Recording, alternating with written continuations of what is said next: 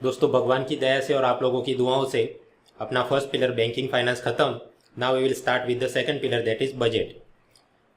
अब आप बोलते हैं कि बजट पार्लियामेंट में रखा गया, असल में तीन चीज़ें रखी जाती हैं। First is annual financial statement, कि ये भारत सरकार को लास्ट ईयर इनकम एक्सपेंडिचर में कितना पैसा आया गया और अगले साल कितना आने जाने वाला है, that is annual financial statement. एक बात, ये पार्लियामेंट में रखेंगे। दूसरा, भारत सरकार ने जनता से टैक्स वसूलना है तो भी पार्लियामेंट की अनुमति लेनी पड़ेगी। अब अनुमति आप कैसे लोगे? एक बिल रखोगे, वो पास हो गया, एक्ट बन जाएगा, तो फाइनेंस बिल रखना पड़ता है। उसी प्रकार सरकारी तिजोरी से खर्चा करना है पैसा, उसकी भी अनुमति लेनी पड़ेगी, तो उसके लिए आप रखते हैं एप्रोप्रिएशन बिल। अब यहाँ पर ये फाइनेंस बिल, एप्रोप्रिएशन बिल वो पास करने के लिए पार्लियामेंट, इन रियलिटी लोकसभा की अनुमति लेना ज़रूरी है। बाकी एनुअल फाइनेंशियल स्टेटमेंट वो तो जानकारी के लिए केवल रखना है। अब ये तीनों चीज़ों के ऊपर कॉन्स्टिट्यूशन के कौन से आर्टिकल है 112, 265, वो मैंने लिख दिए, घर पे रट लेना। We will start with the first 112, कि भारत सरकार ने पार्लियामेंट के टेबल पे एनुअल फाइनेंशियल स्टेटमेंट रखना होगा, आवक और खर्च का हिसाब, और वहाँ पर रेवेन्यू एक्सपेंडिचर को दूसरे खर्चों से अलग दिखाना होगा। तो इस हिसाब से अगर हम बजट बनाना दिखाना शुरू करें, it will look something like this, कि एक तरफ रेवेन्यू है, दूसरी तरफ कैपिटल पोर्शन है। रेवेन्यू के अंदर इनकम मतलब रिसीप्ट और खर्च मतलब expenditure, and same in revenue, receipt and expenditure. So first we focus on this budget 2017 और उसका रेवेन्यू पार्ट।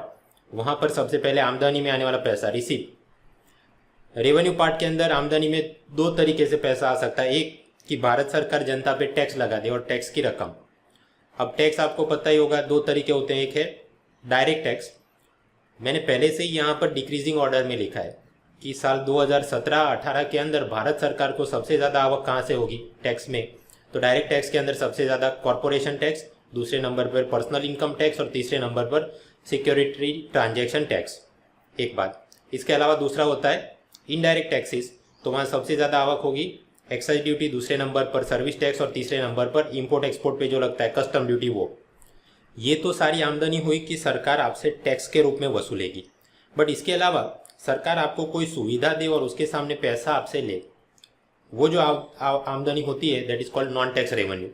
फॉर एग्जाम्पल, ये सरकार इंडिया ईयरबुक बेचती है, रेलवे की सुविधा आपको देती है, मनी ऑर्डर की सुविधा, पोस्ट के stamp, philately, all those things. So selling goods and services, वहाँ से जो सरकार को आवक हुई। एक बात, फिर भारत सरकार ने खुद अलग अलग सरकारी कंपनियों में, निगमों में जो पैसा निवेश किया होगा, तो सामने वो कंपनियों वाले डिविडेंड प्रॉफिट के स्वरूप में कुछ पैसा सरकार को देखते होंगे, right. So that is second thing. तीसरा, भारत सरकार ने नीचे राज्य सरकारों को, विदेशी सरकारों को लोन के स्वरूप में पैसा दिया होगा, तो सामने वो लोग ब्याज के स्वरूप में पैसा वापस देते होंगे, तो वो कमाई। और अंत में कोई विदेशी सरकार या विदेशी संस्था भारत सरकार को ग्रांट में पैसा दे दे। लोन मतलब ब्याज मुद्दल के साथ वापस करना है, बट ग्रांट मतलब ऐसे ही दे दिया, दैट थिंग। तो वो सारे हो जाएंगे non tax receipt under the revenue part. और यहाँ पर भी सबसे ज़्यादा आमदनी कहाँ होगी, उसके बाद वो मैंने डिक्रीजिंग ऑर्डर में ही दे दिया है, तो इस प्रकार से रट लेना। नाउ रेवेन्यू एक्सपेंडिचर, भारत सरकार को सबसे ज़्यादा रेवेन्यू एक्सपेंडिचर कहाँ पर? पहला है पुरानी जो लोन भारत सरकार ने ले ली थी, उसके सामने उन्होंने ब्याज देना पड़ेगा, सो इंटरेस्ट पेड। एक बात। सेकंड, 14 फाइनेंस कमीशन ने जो सिफारिशें की थी, उस हिसाब से भारत सरकार ने राज्य सरकारों को अलग अलग ग्रांट के लिए पैसे देने पड़ेंगे, डिजास्टर मैनेजमेंट के लिए, पंचायती राज बॉडीज को सशक्तिकरण करने के लिए, so for. So grants given. Second, तीसरे नंबर का सबसे बड़ा खर्चा होता है सब्सिडी, ये food subsidy, fertiliser subsidy, petroleum subsidy and so for. फिर चौथे नंबर पर डिफेंस के खर्चे, पांचवें नंबर पर केंद्र सरकार अपने कर्मचारियों को जो पेंशन के स्वरूप में पैसा दे, एंड सो फॉर। तो ये भी डिक्रीजिंग ऑर्डर में मैंने लिखा है, रट लेना। इस प्रकार से अपने बजट, उसका रेवेन्यू पार्ट, उसके receipt, expenditure, component, descending order रट लिया। अब जरा कैपिटल पोर्शन देखें। बजट के अंदर कैपिटल पोर्शन मतलब लोन, फाइनेंस, इन्वेस्टमेंट, इसके लगते जो भी आमदनी और खर्चे के प्रावधान हैं। कैपिटल पार्ट में रिसीप्ट में आप पैसा ला सकते हो। कैसे? सरकार उधारी करके पैसा लेके आए, मतलब डेट रिसीप्ट। दो तरीके से हो सकती है कि भारत के अंदर से ही कहीं से उधारी ले लो, या फिर कि विदेश से जाके लेके आओ, तो वो भी सबसे ज़्यादा हमारा इंटरनल डेट होता है, और बाहर से लाते हैं पैसा अपन थोड़ा लाते हैं, तो एक्सटर्नल डेट, तो डिक्रीजिंग ऑर्डर हो गया। Second, non debt. बिना उधारी के भारत सरकार कोई पैसा ला सकती है। जैसे कि कोई सरकारी कंपनी के अंदर भारत सरकार के जो शेयर थे वो उसको बेच दे, डिसइन्वेस्टमेंट करे, उससे आने वाली प्रोसीड वो आप लिख सकते हो। भारत सरकार ने नीचे राज्य सरकारों को, विदेशी सरकारों को जो उधारी में पैसा दिया था, तो सामने वो लोग ब्याज में, इंटरेस्ट में जो पैसा दे रहे हैं वो तो हम लोगों ने रेवेन्यू सब पार्ट नॉन टैक्स और वहाँ पर काउंट किया, पर जो मुद्दल प्रिंसिपल का पैसा वापस आ रहा है, that you will write here loan recovered, और वो भी नॉन डेट में सबसे ज़्यादा डिसइन्वेस्टमेंट में, दूसरे नंबर पर लोन रिकवर्ड में, और टोटल अपने रिसीव के अंदर कैपिटल रिसीव में डेट में ज़्यादा पैसा आता है, नॉन डेट में कम। तो ये भी हमारा काम हो गया। एंड अल्टीमेटली आप कुछ कैपिटल एक्सपेंडिचर कर सकते हैं कि भारत सरकार नीचे राज्य सरकारों को, विदेशी सरकारों को लोन के स्वरूप में पैसा दे, एक बात, तो वो कैपिटल एक्सपेंडिचर हो गया। फिर भारत सरकार ये कोई फैक्ट्री लगाने के लिए, बिल्डिंग, कोई बुलडोजर खरीदे, कैपिटल एसेट्स का निर्माण के लिए जो पैसा खर्च करे, दूसरी बात। और तीसरा, भारत सरकार मान लीजिए एसबीआई वाले बासेल 3 रिकैपिटलाइजेशन के लिए नए शेयर्स इशू करते हैं, या फिर ऐसा ही कोई विदेशी बैंक वगैरह बन रही है और उसमें हम लोग निवेश कर रहे हैं, उसके इक्विटी टाइप के फाइनेंस में, राइट, तो वो सारी चीज़ें इन्वेस्टमेंट के स्वरूप में आप लिखेंगे, वो भी डिक्रीजिंग ऑर्डर ये होगा। तो मित्रों, इस प्रकार से हमने parts of the budget ascending descending order रट लिया। नाउ अंडर द आर्टिकल 265 ऐसा लिखा है कि बिना पार्लियामेंट की अनुमति के भारत सरकार जनता से टैक्स नहीं ले सकती। तो मतलब जेटली पार्लियामेंट की अनुमति लेंगे कैसे? He will put some type of bill, finance bill, वो पास हो गया, फाइनेंस एक्ट बन जाएगा, and then he can charge the taxes on people. पर इसमें एक समस्या है, लोकसभा में तो फाइनेंस बिल आसानी से पास हो जाएगा, एनडीए बीजेपी की बहुमति है, पर वो बिल फिर पास होकर राज्यसभा में गया और वो लोग टांग अड़ा दे तो, और अगर इस प्रकार से बिल पास ही नहीं हो पाए, बहुत डिले हो जाए, तो फिर अपनी सरकार चलेगी कैसे? अगर टैक्स ही नहीं ले सकते तो आवक कैसे होगी, राइट? तो फिर स्टाफ का पगार है, लाइट बिल, फोन बिल, सरकार रुक जाएगी। ऐसा न हो इसलिए संविधान में ऐसा लिखा है कि अंडर आर्टिकल 112 मनी बिल की व्याख्या की गई है, और उसके अलग अलग कैटेगरी, उसमें कैटेगरी ए है कि भाई ये tax imposition, abolition, रेमिशन, alternation, regulation, इसके बाबत जो भी कोई बिल रखा जाए उसको बोलेंगे मनी बिल। तो उस हिसाब से फाइनेंस बिल क्या बन गया? Money bill. और फिर आर्टिकल 109 में लिखा है कि ये मनी बिल जब राज्यसभा में जाए तो राज्यसभा मैक्सिमम 14 दिन उसके ऊपर जो भी विचार विमर्श करना है कर सकती है, और अगर उनको लगे तो वो कोई सुधार के केवल सुझाव ही लिख के लोकसभा में वापस परत कर सकती है। लोकसभा वो सुझाव को माने नहीं माने उनके लिए कंपलसरी नहीं है। So basically the moment Lok Sabha passes that thing, वो काम आपका बन गया। राज्यसभा केवल उसको 14 दिन तक डिले कर सकती है। और ये ऐसा करने का आशय क्या है? वरना फिर काम अपना जल्दी से खत्म नहीं होगा। So basically finance bill is money bill, जहां पर कि राज्यसभा की अनुमति जरूरी नहीं है।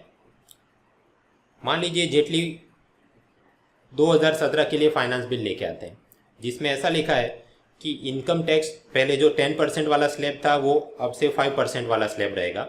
सर्विस टैक्स के अंदर कोई सुधार नहीं, 15% रहेगा, और साथ ही साथ स्नो लेपर्ड को भारत का राष्ट्रीय प्राणी घोषित कर दिया जाएगा। ये सारी चीज़ें फाइनेंस बिल 2017 में लिख के देखिए, अगर ऐसा वो करें तो असल में उनका आशय तो उम्दा हो सकता है कि भारत के अंदर अभी नेशनल एनिमल क्या है अपना, टाइगर, पर उसकी तो आबादी अराउंड 2500, सामने स्नो लेपर्ड कितने, hardly 500।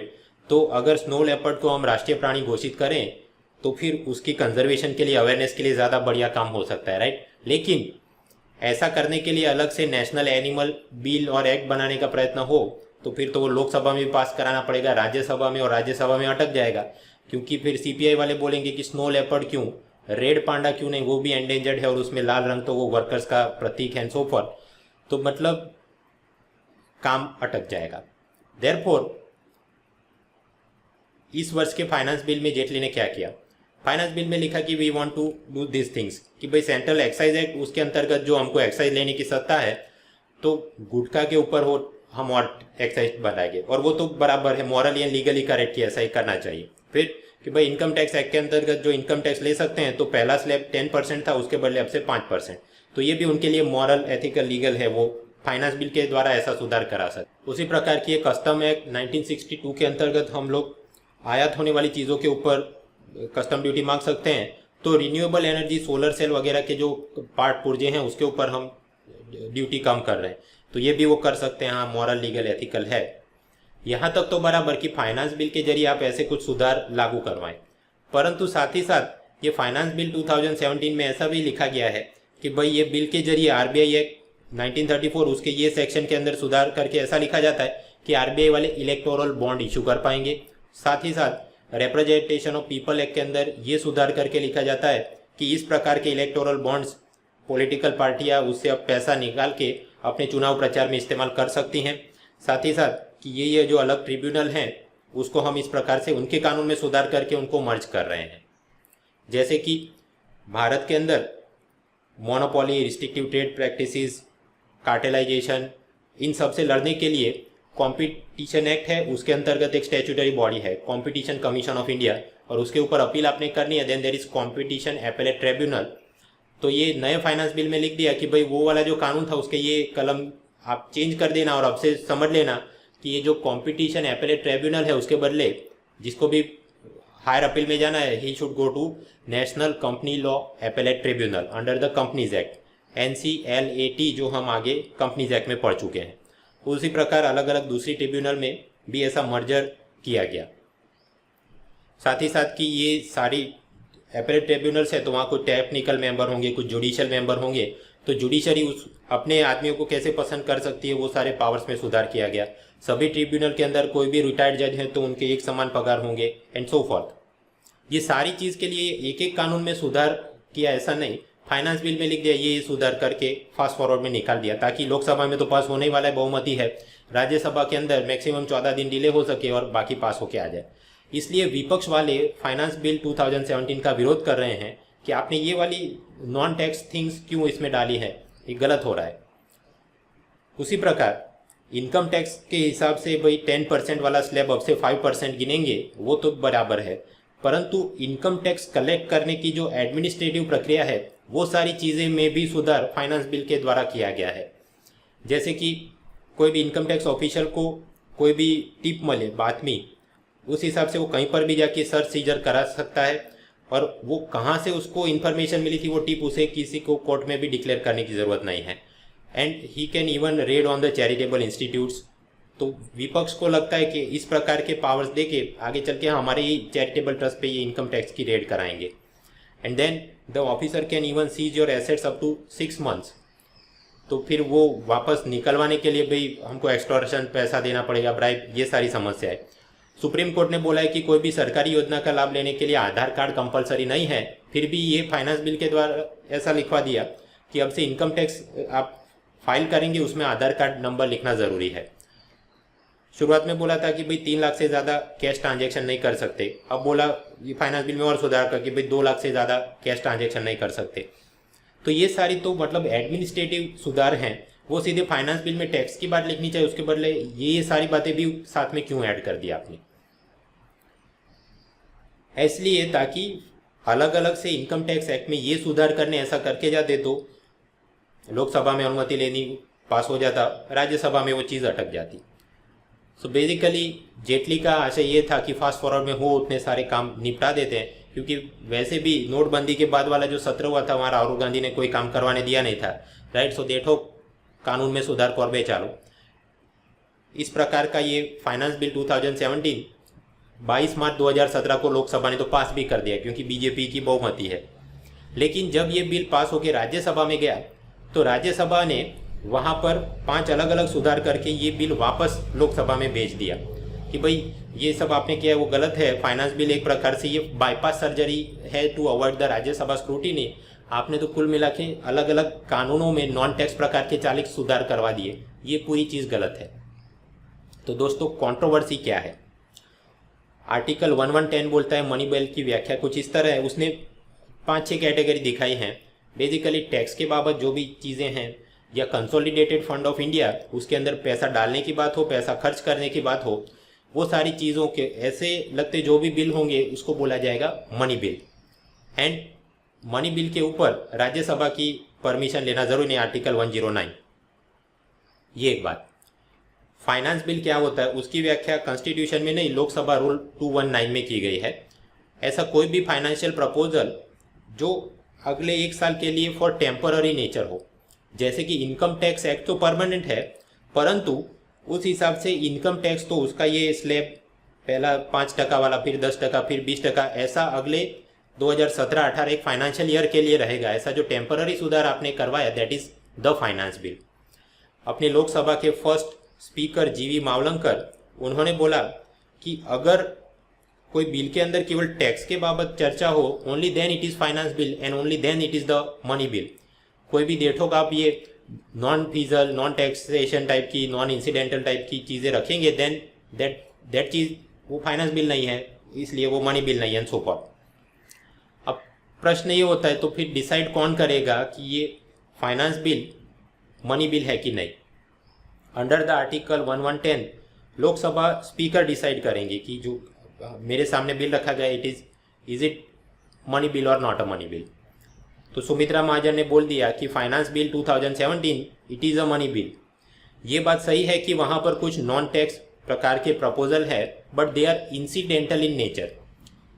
For example, finance bill का मूल उद्देश्य क्या है कि टैक्स से जनता से पैसा लेना है, बट वहाँ जो ब्लैक मनी की समस्या, तो उसके सामने लड़ने के लिए कि पॉलिटिकल पार्टी का फंडिंग, उसके लिए इलेक्टोरल बॉन्ड चाहिए, so it is incidental thing. Second, tribunal को मर्ज करने की सारी बात है, भले वो टैक्स के बाबत ना हो, परंतु वो ट्रिब्यूनल के अंदर जो भी पगार है तो खर्चा तो हमने ही कंसोलिडेटेड फंड से करना पड़ता है। सो जो भी रैशनलाइजेशन किया on that logic, that is also part of money bill सब कैटेगरी एक्सपेंडिचर। सो इस प्रकार से ये सारी इंसिडेंटल चीज़ें हैं, therefore finance bill 2017 it is money bill, और इसलिए राज्यसभा की उसके पासिंग कराना ज़रूरी नहीं है। राज्यसभा के MP Kapil Sibal supreme court lawyer भी हैं, उनको ये सारी बात से नाराज़गी है, तो क्या वो सुमित्रा महाजन के खिलाफ सुप्रीम कोर्ट में कोई अर्जी PIL डाल सकते हैं? जवाब है ना, because under article 122 courts can not inquire in the validity of the proceedings of the parliament. तो सुमित्रा महाजन ने जो बोला वही अब that is the final thing. मैंने मुद्रा बैंक के वक्त आपको सिखाया था कि जिसके हाथ में सत्ता है उसके सामने होशियारी नहीं मारनी चाहिए। सो ऑन दैट लॉजिक यहाँ सुमित्रा महाजन के सामने कोई होशियारी नहीं मार सकता। तो मित्रों, बजट के नाम पे एनुअल फाइनेंशियल स्टेटमेंट समझ लिया, फाइनेंस बिल समझ लिया। अब तीसरी चीज़ बाकी है कि भाई सरकारी तिजोरी से खर्चा करने के लिए भी पार्लियामेंट की अनुमति लेनी पड़ती है, अप्रोप्रिएशन बिल। तो सबसे पहले प्रश्न ये होना चाहिए कि भाई सरकारी तिजोरी में पैसा आता किधर से है। सरकारी तिजोरी का एक प्रकार है consolidated fund of India under article 266। अब वहाँ पैसा आता किधर से? तो बजट के अंदर ये जो एक्सपेंडिचर वाली चीज़ें, थोड़ी देर के लिए उसको भूल जाओ, only focus on the receipt, क्योंकि रिसीप्ट में जो पैसा आ रहा है वो तिजोरी में डालते होंगे, राइट। तो जो भी पैसा रिसीप्ट में आ रहा है वहाँ पर लोन के बाबत का पैसा और टैक्स के बाबत का पैसा वो सारा जाएगा कंसोलिडेटेड फंड ऑफ इंडिया में, अर्थात डायरेक्ट टैक्स, राइट, और उसके ऊपर लगने वाले जो भी सरचार्ज है 3% educational cess, in theory all that should go here. Similarly indirect tax, उसके ऊपर जो लगने वाले Swachh Bharat cess, Krishi Kalyan cess, clean energy cess, in theory all those should go here. और फिर टैक्स के लगते ये चीज़ें, देन लोन के बाबत की चीज़ें जो पैसा आ रहा है वो यहाँ पर डालना चाहिए। मतलब ये जो भारत सरकार उधारी में पैसा लाती है, ऑल द लोन्स रेज्ड, वो सारा पैसा इधर रखना चाहिए। और सामने भारत सरकार ने पहले किसी को लोन दी थी और वो आदमी ब्याज मुद्दल का पैसा वापस कर रहा है, लोन रिकवर्ड, उसका इंटरेस्ट रिकवर्ड, वो सारा भी इसके अंदर डालना चाहिए। तो ये सरकारी तिजोरी के अंदर ढेर सारा पैसा जमा हो गया। अब यहाँ से पैसा खर्च करने के लिए पार्लियामेंट की अनुमति चाहिए। तो पार्लियामेंट सबसे पहले ये प्रश्न पूछेगी कि कौन सी बाबत कितना खर्चा करना है, स्पेसिफिक आंकड़ा बोलो, right. So who will work out that number? Controller general of account. तो प्रश्न होगा भाई ये साहब बैठते किधर हैं? फाइनेंस मिनिस्ट्री में बैठते होंगे, बट वहाँ पे कौन से विभाग में बैठते हैं? डिपार्टमेंट ऑफ इकोनॉमिक अफेयर से एक्सपेंडिचर, या फिर रेवेन्यू वाला department, central board of direct taxes, excise and custom, वो सारी चीज़ों के ऊपर ये होते हैं। या फिर कि भाई डिपार्टमेंट ऑफ फाइनेंशियल सर्विसेज, जो कि ये जनधन योजना, जीवन ज्योति योजना, अटल पेंशन बीमा योजना, यहाँ पर बैठते हैं क्या? या फिर कि department of investment and public asset management, पहले डिसइन्वेस्टमेंट बोलते हैं, अब से नाम 16 से बदल के ऐसा कर दिया, इनमें से कहाँ पर बैठते हैं? डिपार्टमेंट ऑफ इकोनॉमिक अफेयर्स काम देखता है बजट बनाने का, इकोनॉमिक सर्वे बनाने का, स्मॉल सेविंग स्कीम के ब्याज दर तय करने का, परंतु ये साहब वहाँ पर नहीं बैठते। He sits at the department of expenditure. और ये कंट्रोलर जनरल अकाउंट कौन बन सकता है? यूपीएससी जो सिविल सर्विस की परीक्षा ले रही है, वहाँ जो 22-23 सर्विसेज मेरिट के हिसाब से, प्रेफरेंस के हिसाब से भरी जाती हैं, उनमें से एक है Indian civil account services dash group A, तो वहाँ से आप सिलेक्ट हुए, बढ़ते बढ़ते बढ़ते ऊपर तक आप ये बन सकते हैं कंट्रोलर जनरल ऑफ अकाउंट।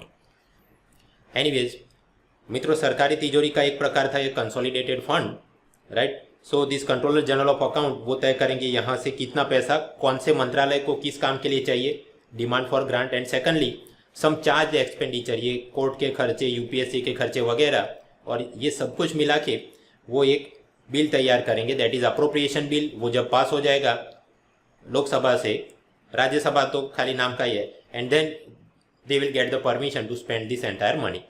अब मैंने भी यहाँ पर ये सारे 113-266 वो सारे कॉन्स्टिट्यूशन के आर्टिकल से आराम से ये स्लाइड घर पे पढ़ लेना, वो पॉलिटी का कुछ पूछे। डिमांड फॉर ग्रांट्स वो तो समझ में आता है कि हर एक मंत्रालय को जो खर्चा करने के लिए रकम चाहिए, क्योंकि टैक्स के लिए अनुमति ली, पर वो तो अगले साल आएगा, जब तक नहीं आएगा तो फिर खर्चा कैसे, राइट। तिजोरी में पहले से वही पैसा आपने खर्च करना है। सो that is demand for grants. Charge expenditure क्या है?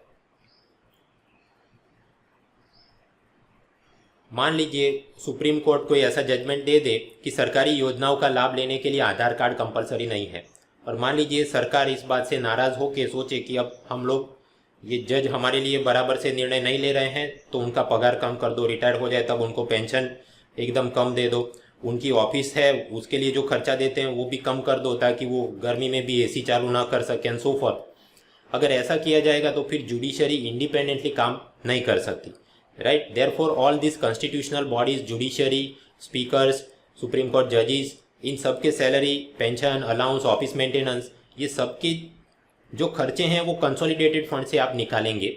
उसके बाबत लोकसभा राज्यसभा में केवल चर्चा हो सकती है, बट उसके ऊपर कोई वोटिंग नहीं हो सकता कि इसको अब घटाना है या ये करना है। उनके डिसएडवांटेज से आप उनको डिसएडवांटेज में आप नहीं ला सकते। ये पूरा लिस्ट यूनियन बजट के अंदर भी, स्टेट बजट में भी सिमिलर होता है, यूनियन टेरिटरी के लिए भी सिमिलर। फिर यूनियन टेरिटरी में जुडिशियल कमिश्नर होते हैं, वो क्या है, आराम से स्लाइड ये पढ़ लेना। तो ये पूरी चीज़ों के ऊपर चार्ज एक्सपेंडिचर चर्चा हो सकती है, वोटिंग नहीं हो सकता। ओके, तो ये एक सरकारी तिजोरी थी, कंसोलिडेटेड फंड ऑफ इंडिया, और वहाँ ये लोन और टैक्स के रिलेटेड बहुत सारा पैसा जा रहा था। वहाँ से खर्च करने के लिए हम लोग अप्रोप्रिएशन बिल लोकसभा में रखेंगे, वो तो पास हो जाएगा, भाई बीजेपी की सरकार है, परंतु फिर वो राज्यसभा में गया और वो लोग अप्रूव नहीं करे तो क्या, ऐसा अगेन डिले किया तो सरकार चलेगी कैसे, right. Therefore under article 1110 money bill की व्याख्या में ग्रुप डी कैटेगरी, तो मतलब appropriation of money out of the CFI, and E charge expenditure, ये चीज़ें। तो अप्रोप्रिएशन बिल के जरिए आप ये सब काम कराना चाह रहे हैं। Therefore appropriation bill is a money bill. उसका मतलब क्या हुआ कि अंडर द आर्टिकल 109 राज्यसभा केवल उसको 14 दिन तक उस पर विमर्श कर सकती है, उनका अप्रूवल लेना कोई ज़रूरी है नहीं। ऑन सिमिलर लॉजिक साल 2016 में आधार टारगेटेड सब्सिडीज बिल वो इस प्रकार से फास्ट ट्रैक में पास करवाया गया था, और वहाँ पर भी स्नो लेपर्ड वाली ही टेक्निक आजमाई गई थी, उसकी भी कंट्रोवर्सी चली थी। एनीवेज, कमिंग बैक दोस्तों, एक तो तिजोरी हमने समझ ली कि भाई सारा टैक्स का और लोन का पैसा जहाँ पर जाता है कंसोलिडेटेड फंड, बट इसके अलावा भी कुछ पैसा आता है अन्य स्रोत से। फॉर एग्जांपल सरकार ये कैपिटल पार्ट वहाँ पर रिसीव, वहाँ पर नॉन डेट रिसीव में डिसइन्वेस्टमेंट, कि सरकार कोई सरकारी कंपनी में से अपने शेयर बेच दे और जो प्रोसीड्स ऑफ डिसइन्वेस्टमेंट वो कहाँ पर जाएगी, तो उसके लिए एक चीज़ बनाई गई नेशनल इन्वेस्टमेंट फंड, एक बात। सेकंड, ये भारत सरकार और उसका department of post money order की सुविधा देता है, तो आपने पैसे दिए, 5-6 दिन बाद वो सामने वाले लाभार्थी को जाएंगे, तो 5 दिन तक वो रहा पैसा वो कहाँ पर गिनोगे, राइट। सिमिलरली आप लोगों ने अलग अलग स्मॉल सेविंग स्कीम में पैसा डाला और वो जाएगा नेशनल स्मॉल सेविंग्स फंड, तो वो कहाँ पर है, ये सारी चीज़ें कही जाती है part of the public account under article 266। मतलब पार्लियामेंट की हर बार उसमें अनुमति लेना जरूरी नहीं, जैसा कि कंसोलिडेटेड फंड में लेना पड़ता है। साथ ही साथ टैक्स का पैसा कंसोलिडेटेड फंड में जाता है, उसके ऊपर जो सेस लगाया गया, अगर सरकार पार्लियामेंट की अनुमति से उसके लिए कोई अलग फंड बना दे, जैसे कि एजुकेशन सेस के लिए बना दिया गया प्रारंभिक शिक्षा कोष, तो पहली बार जब बनाया तब पार्लियामेंट की अनुमति लेनी पड़ेगी, उसके बाद उसमें जितना पैसा आएगा और जहां खर्च करना है that government can do on its own. तो ये प्रारंभिक शिक्षा कोष ह्यूमन रिसोर्स डेवलपमेंट मंत्रालय में है, नॉन लाप्सेबल है, मतलब सालाना खर्च नहीं हुआ तो ऐसा नहीं ग्रांट की रकम है बोल के वापस चला जाएगा। और ये सारा पैसा उपयोग कहाँ पर होता है, सर्व शिक्षा अभियान एंड मिड डे मील के लिए। पब्लिक अकाउंट के ऐसे कौन कौन से कंपोनेंट है, आराम से ये पूरी लिस्ट घर पे देख लेना। मतलब जो एनुअल फाइनेंशियल स्टेटमेंट एक प्रकार की एक्सेल फाइल जहाँ पर कि अलग अलग आवक और खर्च के आपको आंकड़े दिए गए हैं, तो बैकएंड में आमदनी होती होगी तो भी वो कहीं पर जाती होगी किसी तिजोरी में, और खर्चा होता होगा तो वो भी किसी तिजोरी से बाहर आता होगा, right. So there are total 3 such तिजोरीज। पहली है कंसोलिडेटेड फंड, एकत्रित या संचित निधि। क्या आता है उसमें? Incoming revenue, loans raised and loan recovered, और वहाँ से जो भी पैसा निकालना है, यूनिट पार्लियामेंट परमिशन। वो कैसे लेते हो आप? Using this appropriation bill, but वहाँ भी चार्ज एक्सपेंडिचर तो वोटिंग हो नहीं सकती, ऐसे ही वो तो सीधी अनुमति। Then second is called public account, लोक लेखा या जाहिर हिसाब। जब भारत सरकार खुद बैंकर प्रकार का कुछ काम करे, जैसे कि स्मॉल सेविंग स्कीम में, पोस्ट ऑफिस सेविंग बैंक में कुछ पैसा आ गया, प्रोविडेंट फंड का पैसा, पोस्टल एंड सो फॉर, तो वो सारी चीज़ पब्लिक अकाउंट में मानी जाएगी। इसके अलावा ये टैक्स और टैक्स के ऊपर जो सेस है वो कोई अलग फंड में डलवाना है तो पहली बार जो फंड बना है तब पार्लियामेंट की अनुमति, बाद में वहाँ से जब चलेगा every time you don't need. And third is contingency fund, आकस्मिकता निधि। अचानक से कोई एकदम खर्चा करने के, जो कहीं बजट में या पब्लिक अकाउंट में बाप जन्म में सोचा नहीं हो, ऐसे कोई खर्चा आ जाए तो क्या, उसके लिए 500 करोड़ एक अलग तिजोरी में रखे हैं, दैट इज कंटिजेंसी फंड, आकस्मिकता निधि। प्रेसिडेंट के हाथ में वो रहता है, मतलब वो प्रणब मुखर्जी खुद चेकबुक लेके नहीं घूमेंगे, that will be with finance secretary, और वो जो भी खर्च करना पड़े इमरजेंसी में, एंड सब्सिक्वेंटली पार्लियामेंट को वो दिखा देंगे ऐसा खर्चा हुआ है। So subsequently the permission is obtain. अब प्रश्न होता है कि कंटिजेंसी फंड में पैसा आता किधर से होगा, तो वो आएगा कंसोलिडेटेड फंड ऑफ इंडिया से, और उस वक्त रिफिलिंग के लिए पार्लियामेंट की परमिशन लेनी पड़ेगी, क्योंकि हम जानते हैं कंसोलिडेटेड फंड में से जो भी खर्चा करना है you need parliament permission, except for those charge expenditure, जज का पेंशन, पगार भत्ता वगैरह। मित्रों, बजट के नाम पे ये फाइनेंस बिल, एप्रोप्रिएशन बिल, ये पार्लियामेंट से पास कराना पड़ता था, और इतने वर्षों तक हम ये चीज़ें फरवरी के 4th वीक में पार्लियामेंट के अंदर रखते थे, फिर उस पर चर्चा होगी, वोटिंग होगी, और वो पास होके प्रेसिडेंट का साइन हो, तब तक तो मई का 1st वीक आ जाता था। अब समस्या आप देखिए कि उसके बीच ही 1 अप्रैल आ जाएगा, राइट, और आपका एप्रोप्रिएशन बिल तो पास हुआ नहीं, अभी चर्चा हो रही है, तो फिर 1 अप्रैल के बाद से सरकारी तिजोरी में से पैसा यूज कैसे करोगे, स्टाफ का सैलरी कैसे दोगे वगैरह। So for that temporary period to spend money you need parliament's permission, तो वो सेपरेटली ली जाती थी, जिसको बोलते थे वोट ऑन अकाउंट।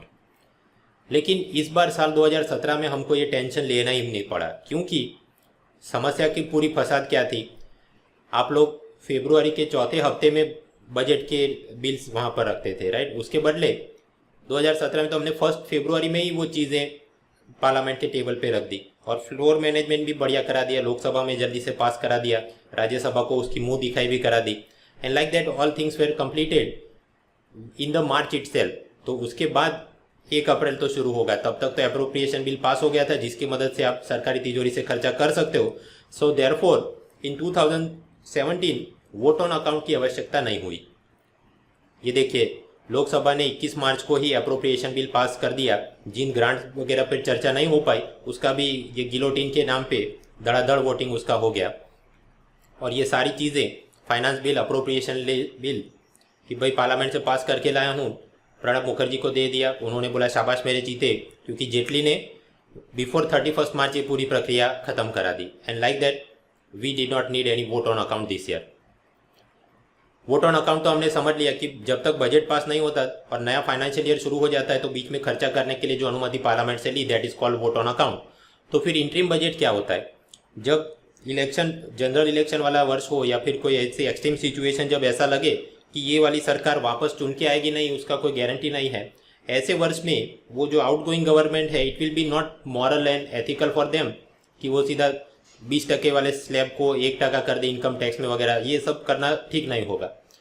इसलिए ऐसे चुनाव के वर्षों में, फॉर एग्जांपल अपना 2004 देखिए, 9 देखिए, 2014, तब जो बजट प्रस्तुत किया जाता है उसमें बहुत बड़े मोटे तौर पे सुधार किए नहीं जाते हैं, जो पिछले साल का वो ही यूजुअली कैरी फॉरवर्ड होता है। इस प्रकार का बजट उसे बोला जाता है इंटरिम बजट, क्योंकि उसके बाद आने वाली सरकार अगर उसको इच्छा लगे तो वो अपना नया बजट प्रस्तुत कर सकती है, और अगर वो ऐसा नहीं करेंगे then it is valid for the entire financial year. So that is interim budget. और इंटरिम बजट भी उसके अंदर वोट ऑन अकाउंट वगैरह तो रहता था। मित्रों, अपने कॉन्स्टिट्यूशन के आर्टिकल 112 में लिखा है कि भाई एक एनुअल फाइनेंशियल स्टेटमेंट दिखाना पड़ेगा कि आपका खर्च और आमदनी कितनी है, और वहाँ पर पिछले साल जो रेवेन्यू एक्सपेंडिचर हुआ था वो अन्य खर्चों से अलग हिसाब में दिखाना पड़ेगा। बस इतनी ही रिक्वायरमेंट कॉन्स्टिट्यूशन में है। अदरवाइज संविधान ऐसा नहीं बोलता कि भाई plan expenditure non plan expenditure अलग से दिखाओ, या फिर कि रेल बजट अलग से दिखाओ, या फिर कि फरवरी की लास्ट वीक के अंदर ही आप पार्लियामेंट के अंदर ये बजट को प्रस्तुत करो एंड सो फॉर्थ। ऐसे कोई नियम नहीं है। तो ये सारे मुद्दे मैं पहले पढ़ा चुका हूँ। So please go through this economy past all video that are relevant for prelim 2017, वो प्लेलिस्ट देख लेना। नया अपडेट यहाँ पर ये है, भारत सरकार सोच रही थी कि भाई अपना फाइनेंशियल ईयर जो 1 अप्रैल से लेके 31 मार्च तक चलता है, रादर वी शिफ्टेड टू की 1 जनवरी से लेके 31 दिसंबर तक चले। ऐसा करने से क्या लाभ होंगे वो भी मैं पढ़ा चुका हूँ। अपडेट बस इतना कि भारत सरकार ने एक भूतपूर्व चीफ इकोनॉमिक एडवाइजर शंकर आचार्य की कमेटी बनाई थी कि ऐसा कर सकते हैं क्या। उसने अपना रिपोर्ट दिया है और वो समीक्षा में है, उतने अपडेट आए। तो ये अपना बजट का मुद्दा खत्म। अब बजट जो प्रस्तुत होता है तो भाई पार्लियामेंट की कौन सी कमेटी कैसे उसकी स्क्रूटिनी करती है, अलग अलग टाइप के grants and cut motions and everything, वो लक्ष्मीकांत के चैप्टर ऑन पार्लियामेंट में दिया है, आप आराम से वो घर से पढ़ लेना। तो ये पॉलिटी और बजट पास कराने की प्रक्रिया थोड़ा बहुत समझ लिया। Now we will focus back on the economy part कि ये बजट, उसके अंदर रेवेन्यू के अंदर रिसिप्ट और वहाँ पर टैक्सेस। तो सबसे पहले ये डायरेक्ट टैक्सेस के बारे में पढ़ते हैं, theory and the latest provision in budget 2017।